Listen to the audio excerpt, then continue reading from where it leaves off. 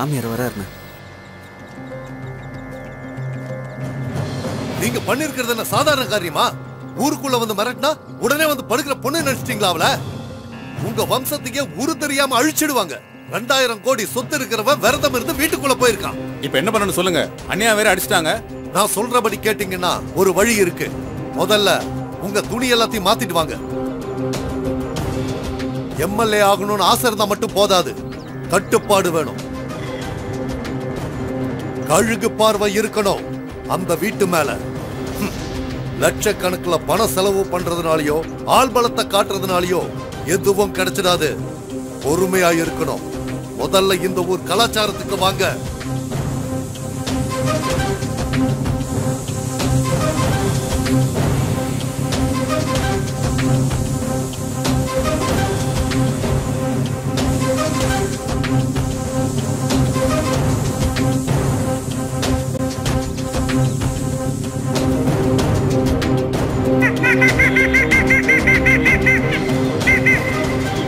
இதோ பாரு சாமிநாதா, வர்ற தேர்தல்ல நீ எம்எல்ஏ ஆகணும்னா, ஏன் சாகர வரைக்கும் பதவியில இருக்கணும்னா இந்த பூஜையை பண்ணித்தான் ஆகணும்.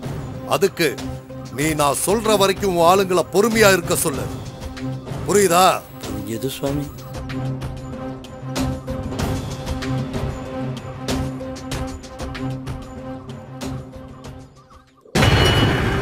கோட்டி, இந்த பொண்ணுங்க யாருன்னு எவனுக்கோ தெரிஞ்சிருக்கு. வீட்டு வேலைக்காரனை கொன்னு இருக்காங்க. ஊர் மைனர் செத்து போயிருக்கான். இந்த பொண்ணை அடையிறதுக்காக கூட இருக்கலாம். எதுக்கும் நாம கொஞ்சம் ஜாக்கிரதையா இருக்கணும்.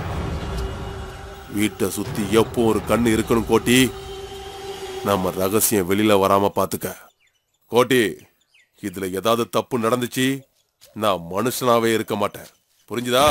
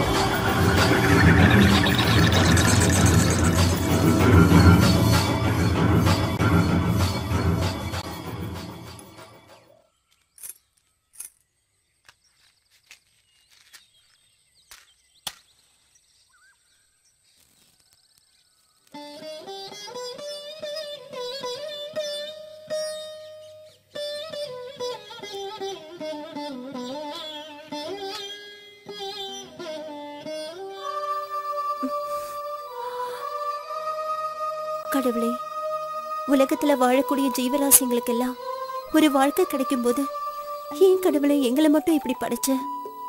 காலையில கண்ணு திறந்ததுல இருந்து மூன்று வரைக்கும் உன்னையே நினைக்கிறேனே, என் குறைய கேட்க மாட்டியா? ஒவ்வொரு நாளும் நான் படக்கூடிய வேதனை என் தங்கைக்கும் வேணுமா? அர்த்தம் இல்லாத மூட நம்பிக்கையால என் வாழ்க்கை தான் பாழா போச்சு. என் தங்கச்சியாவது இந்த கொடுமையில இருந்து காப்பாத்து. அது மட்டும் எனக்கு போதும். அது மட்டும் எனக்கு போதும்.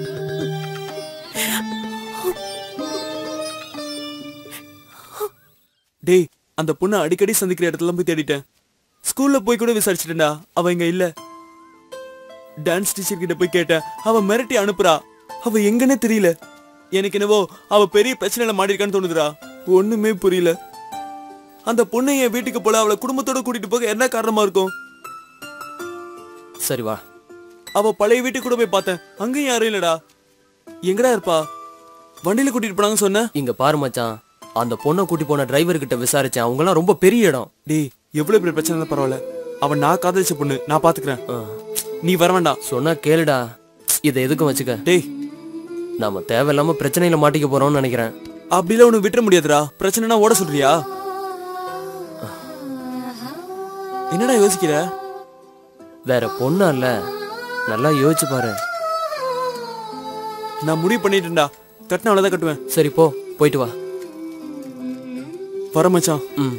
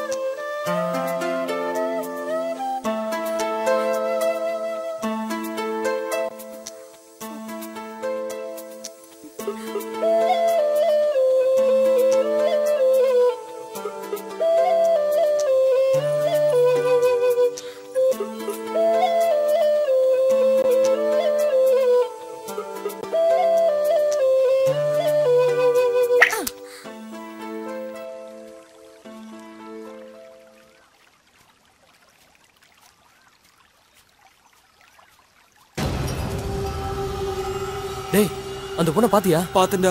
என்னடா ஆச்சு? அவ என்ன எழுதிருக்கான்னு பாருடா. என்னடா பண்றது ஜெயா? அந்த பொண்ணு முழுசா நம்பி இருக்கடா. இப்ப என்ன பண்ண போற மச்சி? நாம தானே காப்பாத்தி ஆகணும். இத முதல்ல பாக்கெட்ல வை. குர்ரா, ஒன்னும் கவலைப்படாத, எது வந்தாலும் பாத்துக்கலாம். நாளைக்கு அந்த பொண்ணு வர சொல்லிருக்கடா. உனக்கு நான் இருக்கிறேன்டா. எவனா இருந்தாலும் பாத்துடணும்டா.